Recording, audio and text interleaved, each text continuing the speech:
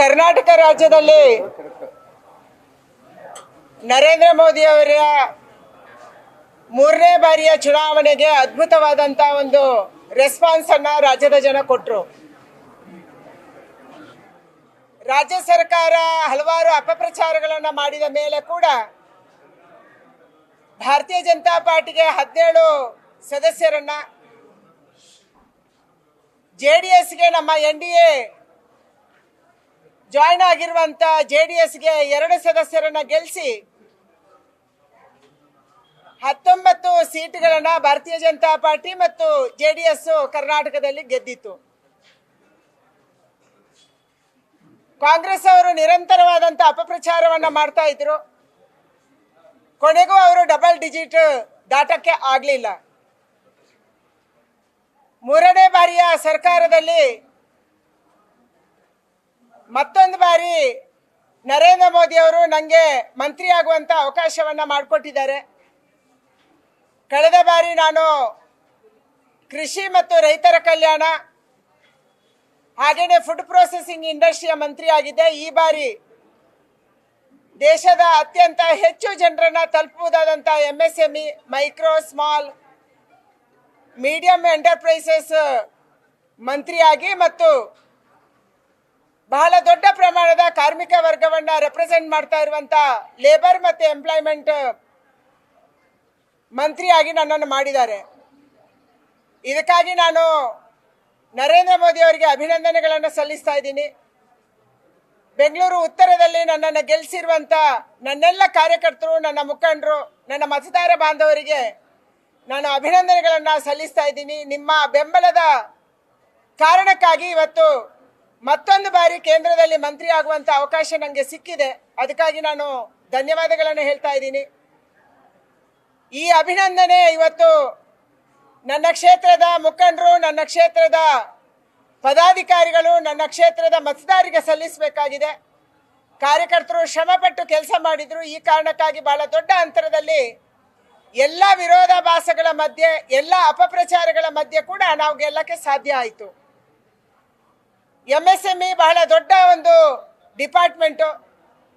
ಇವತ್ತು ಪ್ರಧಾನಮಂತ್ರಿಯವರ ಸಂಕಲ್ಪ ಇದೆ, ಮೇಕ್ ಇನ್ ಇಂಡಿಯಾದ ಮೂಲಕ ನಮ್ಮ ಗ್ರಾಮೀಣ ಕುಶಲಕರ್ಮಿಗಳಿಗೆ ಆದ್ಯತೆಯನ್ನು ಕೊಡಬೇಕು. 2 ಟೈರು 3 ಟೈರು ಸಿಟಿಗಳಲ್ಲಿ MSMEಯನ್ನು ಬೆಳೆಸಬೇಕು. ಒಂದು ದೊಡ್ಡ ಪ್ರಮಾಣದಲ್ಲಿ ಕೈಗಳಿಗೆ ಉದ್ಯೋಗ ಕೊಡುವಂತ ಡಿಪಾರ್ಟ್ಮೆಂಟು ಅದು MSME.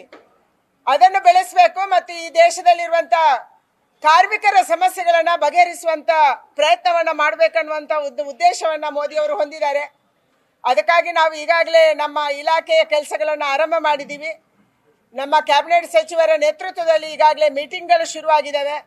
ಮುಂದಿನ 100 ದಿನದಲ್ಲಿ ನಮ್ಮ ಡಿಪಾರ್ಟ್ಮೆಂಟ್ ಕೂಡ ನಮ್ಮ ಇಲಾಖೆಯನ್ನು ಒಂದು ಉತ್ತುಂಗಕ್ಕೆ ಏರಿಸೋದಕ್ಕೆ ಏನು ಪ್ಲಾನನ್ನು ಮಾಡಬಹುದು ಇದರ ಬಗ್ಗೆ ಚರ್ಚೆ ನಡೆದಿದೆ. ಕರ್ನಾಟಕ ರಾಜ್ಯದಲ್ಲಿ ಕೂಡ ಬಹಳ ದೊಡ್ಡ ಪ್ರಮಾಣದಲ್ಲಿ ಮೈಕ್ರೋ ಸ್ಮಾಲ್ ಇಂಡಸ್ಟ್ರೀಸು ನಮ್ಮ ಎಲ್ಲ ಭಾಗದಲ್ಲಿ ಕೂಡ ಇದೆ. ಇದಕ್ಕೆ ಆದ್ಯತೆಯನ್ನು ಕೊಟ್ಟು ಬರುವಂಥ ದಿನದಲ್ಲಿ ಕೆಲಸವನ್ನು ಮಾಡ್ತೀವಿ. ಬಹಳ ದೊಡ್ಡ ಪ್ರಮಾಣದಲ್ಲಿರುವಂಥ ಕಾರ್ಮಿಕರು, ಅಸಂಘಟಿತ ವಲಯದ ಕಾರ್ಮಿಕರು ಮತ್ತು ಸಂಘಟಿತ ವಲಯದ ಕಾರ್ಮಿಕರ ಸಮಸ್ಯೆಗಳು ಏನಿದೆ ಇದನ್ನು ಬಗೆಹರಿಸುವಂಥ, ಅವರ ಜೀವನವನ್ನು ಹಸನು ಮಾಡುವಂಥ, ಸ್ಪೆಷಲಿ ಕಟ್ಟಡ ಕಾರ್ಮಿಕರು ಏನು ಬೆಂಗಳೂರಲ್ಲಿ ಇದ್ದಾರೆ, ಬೇರೆ ಬೇರೆ ವಲಯದ ಕಾರ್ಮಿಕರಿದ್ದಾರೆ, ಅವರಿಗೆ ಏನೋ ಅನುಕೂಲವನ್ನು ನಾವು ಮಾಡ್ಬೋದು. ಜೀವನವನ್ನು, ಅವರ ಮಕ್ಕಳ ಶಿಕ್ಷಣವನ್ನು, ಅವರ ಉದ್ಯೋಗಕ್ಕೆ ಹೆಚ್ಚು ರಕ್ಷಣೆಯನ್ನು ಕೊಡುವಂಥ ಕೆಲಸ ಮಾಡ್ಬೋದು. ಇದರ ಬಗ್ಗೆ ಈಗಾಗಲೇ ಚರ್ಚೆ ನಡೆದಿದೆ. ಇದನ್ನು ಮುಂದಕ್ಕೆ ತಗೊಂಡೋಗುವಂಥ ಕೆಲಸವನ್ನ ಬರುವಂಥ ದಿನದಲ್ಲಿ ನಾವು ಮಾಡ್ತೀವಿ.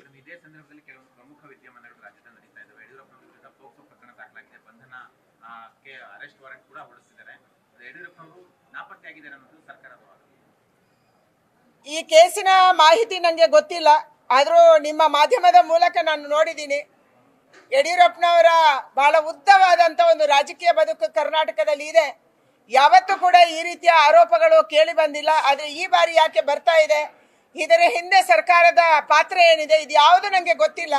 ಆದರೆ ನನಗೆ ವಿಶ್ವಾಸ ಇದೆ, ನ್ಯಾಯಾಲಯ, ಕೋರ್ಟು ನಮ್ಮ ಖಂಡಿತವಾಗಿ ಈ ನೆಲದ ಕಾನೂನನ್ನು ಎತ್ತಿ ಹಿಡಿಯುತ್ತೆ. ಮತ್ತು ಹಿರಿಯ ನಾಯಕರು ಯಡಿಯೂರಪ್ಪನವರು ಈ ಕಾರಣಕ್ಕಾಗಿ ಅವರ ಬಗ್ಗೆ ಯಾಕೆ ಈ ರೀತಿ ಆರೋಪ ಬಂದಿದೆ ಅನ್ನುವಂಥದ್ದನ್ನ ಖಂಡಿತವಾಗಿ ಈ ರಾಜ್ಯದ ಜನ ಗಮನಿಸ್ತಾ ಇದ್ದಾರೆ. ಕಾಂಗ್ರೆಸ್ ಸರ್ಕಾರದ ಎಲ್ಲರ ಮೇಲೆ ಕೇಸ್ ಹಾಕುವಂತ ಒಂದು ಪ್ರಕರಣಗಳನ್ನು ಕೂಡ ಗಮನಿಸ್ತಾ ಇದ್ದಾರೆ. ಕಾದು ನೋಡೋಣ.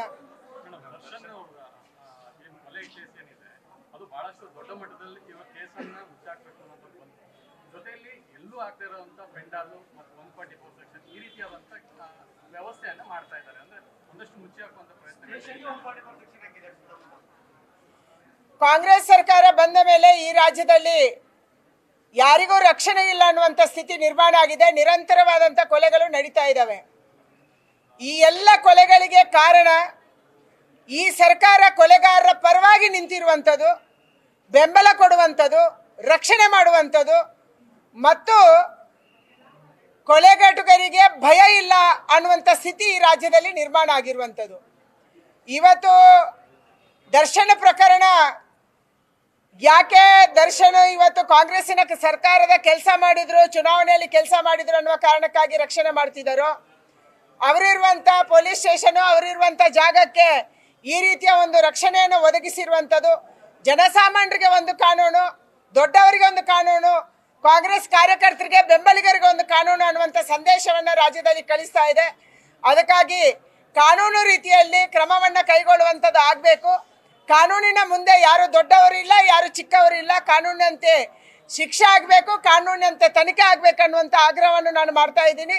ಆದರೆ ಯಾರು ಕೊಲೆಗಡುಕರಿದ್ದಾರೆ, ನಿಜವಾಗ್ಲೂ ಅವರು ಕೊಲೆ ಮಾಡಿದ್ದಾರೆ, ಅಪರಾಧಿಗಳಿದ್ದಾರೆ, ಅವರನ್ನು ರಕ್ಷಣೆ ಮಾಡುವಂಥ ಕೆಲಸವನ್ನು ಪೊಲೀಸರಾಗಲಿ ಅಥವಾ ಸರ್ಕಾರ ಆಗಲಿ ಮಾಡಬಾರದು ಅನ್ನುವಂಥ ಆಗ್ರಹವನ್ನು ನಾನು ಮಾಡ್ತಾ ಇದ್ದೀನಿ. ನ್ಯೂಸ್ ಫಸ್ಟ್ ನಿರ್ಭೀತಿಯಿಂದ ನಿಮ್ಮ ಪರವಾಗಿ.